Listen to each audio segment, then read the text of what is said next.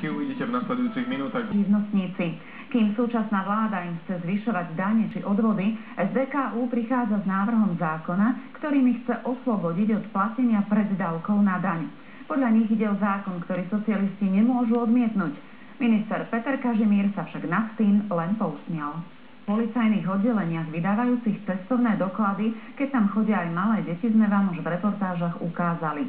Dovolenková sezóna je ale už tu a s ňou pribúda nápor ľudí, iba miestami až chaos. Prispelo k tomu aj nariadenie Európskej komisie, podľa ktorého musí mať každé dieťa svoj cestovný pas. V snehu teraz je situácia presne opačná. Sneh sa od výšky asi 2000 metrov ako si nechce strátiť.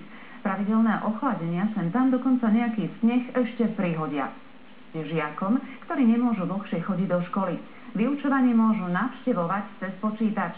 Hlavnou výhodou je, že sa potom nemusia toľko trápiť na komisionálnych skúškach. Preto sa nemožno čudovať vystrašenej reakcii obyvateľov jedného banskobystrického paneláku. Ukázalo sa, že jedna z rúr v kúpeľni pána Molnára nebola rúrou. Bola to exotická užovka, ktorá zrejme ušla neznámemu chovateľovi. Našťastie nebola jedovatá.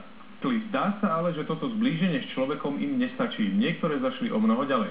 Konkrétne jeden. Teraz vám ukážeme jedného naozaj odvážlivca, ktorý sa nanominoval priamo do záhradného bazéna a pokojne si tam zaplával. Podľa nasledujúcich obrázkov sa tam cítil výborne, len kto vie, prečo si s ním nikto nechcel zaplávať. Kosti a Hotel Paradise. Prajme vám krásny večer. Dovidenia. Dovidenia.